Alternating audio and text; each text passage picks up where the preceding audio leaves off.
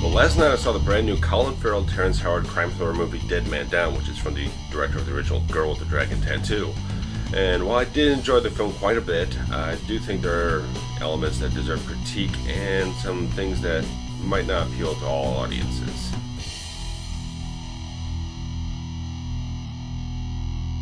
In this film, Colin Farrell plays a gangland player named Victor who's on the rise in a criminal organization headed up by Terrence Howard's character of Alphonse, who is a prominent crime lord in New York City.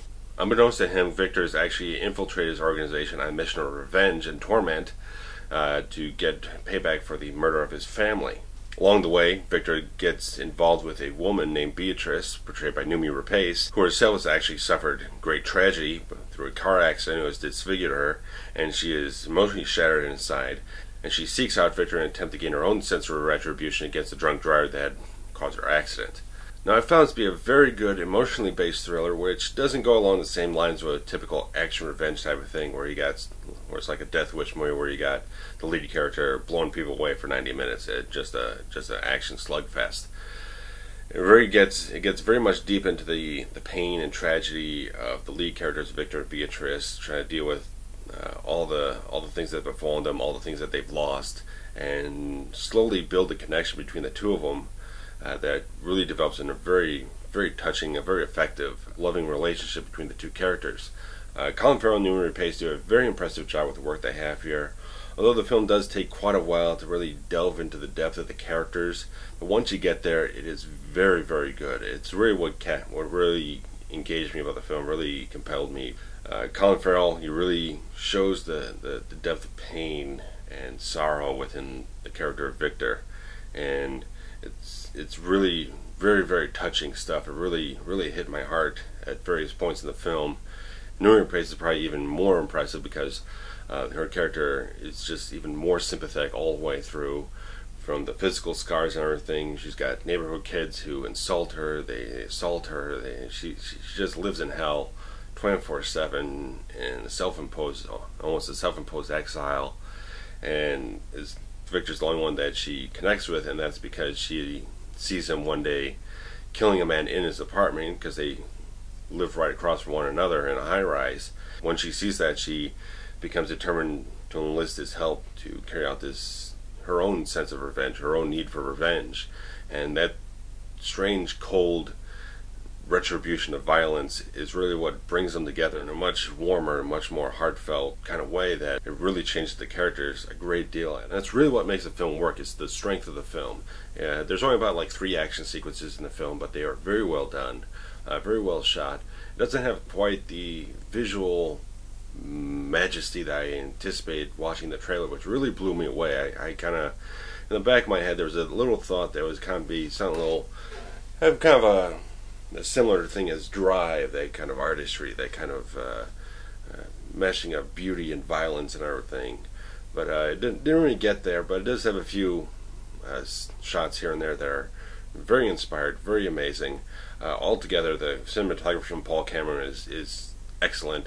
He's previously worked with Michael Mann and Tony Scott, so you know this guy knows how to do very good action sequences, keep everything very competent in the framing and the movement and everything, and the editing is very good. It's very exceptional. You never get lost in the action sequences at all, period. There's some handheld work, but you never get lost. There's never a shaky cam, kind of like what the fuck is going on type of moment. It's very well made. Score is very damn good. And the rest of the cast includes like Terrence Howard, I mentioned. I think he does a very good job. I very much like his work. I think he's a very solid, charismatic actor. They can bring a lot of different qualities to a role. As Alphonse, he does have a few moments of intimidation and weight and very, very cunning intelligence and everything. Doesn't have quite as much to the character as I had hoped there would be, but he still does an excellent job with the whole thing. The rest of the cast is very well filled out. You got little small parts from F. Murray Abraham, Armand, Assante, and a couple other people that just really, it's a really solid cast. There's no weak links anywhere. The only thing I really would critique about the film, besides my expectations and everything, is that the climax doesn't seem to pay off all the slow build substance and emotional weight and quality of the film. It really seems to just kind of delve straight into like the action revenge movie cliche, where it's just Colin Farrell barges in and there's a big shootout and Bill gets shot up. There's not really any kind of profound quality to the climax of the film and everything, and that left me feeling a little disappointed, a little underwhelmed. It's not badly done at all. It's very good action. It's very good stuff. There's maybe one moment where it has that kind of visual majesty, that stunning quality, but it's very fleeting. It did have very good potential to get much more artistic, much more innovative, ambitious in those moments, but it didn't really push itself to be there. The ending of the film is fairly good. I don't think it's at all right bad. It doesn't kill the movie at all.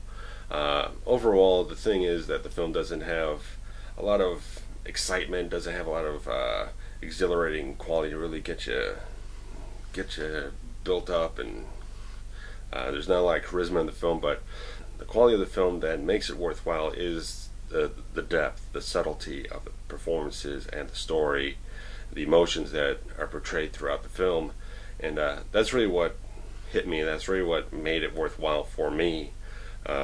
It just seemed like something. It was giving me something that I hadn't seen pretty much in the action revenge genre before. That we were just dealing with outright massacre, vengeance, and violence and everything.